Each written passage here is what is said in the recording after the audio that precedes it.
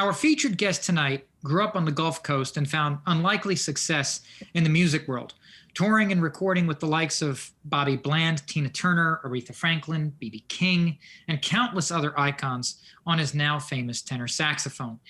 Here to chat about life, music, and his work with the Alabama Music Hall of Fame award-winning band, the Excelsior Band, please give a warm weekly show welcome to saxophonist Theodore Arthur. Mr. Arthur, thank you so much for joining us. Yes, sir. It's such a pleasure as well as an opportunity to be with such a fine host. Well, I appreciate that. So your life kind of reads a little like a movie script when you think of where you started and where you ended up today. So let's start at the beginning. Where did you grow up? Pritchard, Alabama. What was life like for you growing up in the thick of the civil rights movement and all the changes happening in the early years? I actually started my music career at Carver Elementary playing drums. Oh, wow. Mr. Alexander and Mr. Pratt were my teachers there. And when I got to 7th grade, Mr. Pratt was the band director, and he didn't need any more drummers. So he told Mother that, we don't need any more drummers, ma'am. I need clarinet players. So she was kind enough to buy me a clarinet, and I started lessons with him. He was my first teacher. And by the way, Mr. Pratt wound up playing with Ray Charles before he Oh, wow. Yes. That's really cool. So you've mentioned that you have deep roots in Africatown, which makes your story even that much more remarkable. What's the story there? Was it your great-grandparents that were either on board or descendants of the Clotilda survivors? Holy Allen was my great-grandfather. That was my mother's grandfather. So he was one of the slaves that came, the 110 that came over on the Clotilda. So we have a group called the Africatown Direct Descendants of the Clotilda, which I was eventually lifted up to be the president after Miss Ellis died in 2009. So that's where I stand on that. We are one of the few groups that know where our original foreparents came from and their locations and what they did when they got here.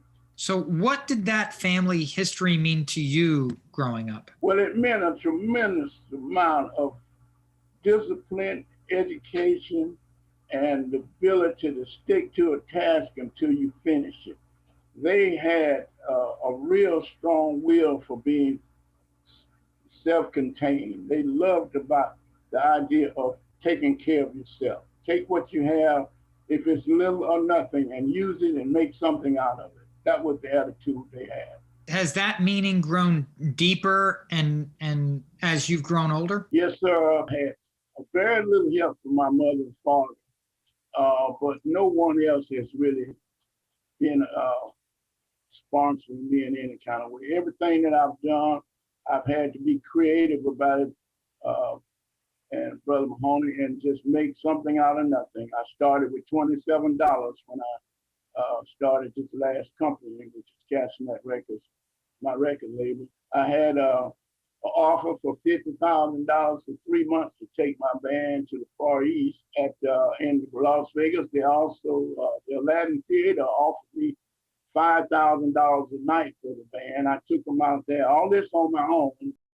So was music a part of your home life and community growing up? I'm kind of wondering where this wonderful creative side of you came from. Well, I guess a traditional thing in my family. Mother was a pianist.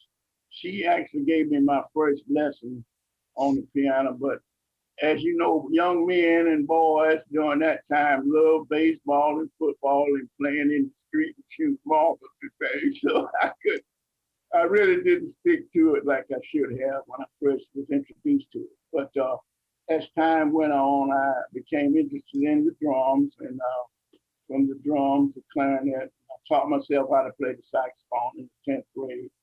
Oh, and by the way, that was a club in Mobile I played at called Rich 21 when I was 16. We were making $45 a week. That was the beginning of me really wanting to become a professional musician. What kind of music were you allowed to listen to at home growing up? Basically gospel, and we had, well, let me tell you something else that's very interesting. My cousin was the chief engineer at the first black radio station that was in Mobile. WMOZ. Vernon Floyd was the first engineer. So we were probably much able to hear all type of music. I was introduced to everything because, they had gospel shows and all of the other type of R&B and blues and everything on there. And then I listened to WLA a lot too for the country music. So I came up with a diversified attitude toward music. I learned to love all of it. Did you have a favorite genre? Jazz is what I've always loved more than anything else.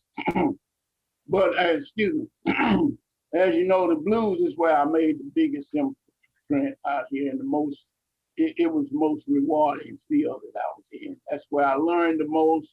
I was introduced to the entire music industry through the blues more so than anything. How did you get your start playing your now famous saxophone? We had a band in high school called the Impalas, and my brother was learning how to play the trumpet. So I learned a little bit how to play the trumpet, and I tried to join the band playing the trumpet, but I wasn't that good at it. So there was a guy on the job before us had left his saxophone at the club. And they said, Theodore, pick up the saxophone and play it. So I did. And from that point on, I just taught myself how to play the saxophone. Mobile has historically been filled with all kinds of talent, but did it have a thriving music scene back then? Oh, my goodness, yes. Well, let me tell you something very interesting, and I'll get back to that.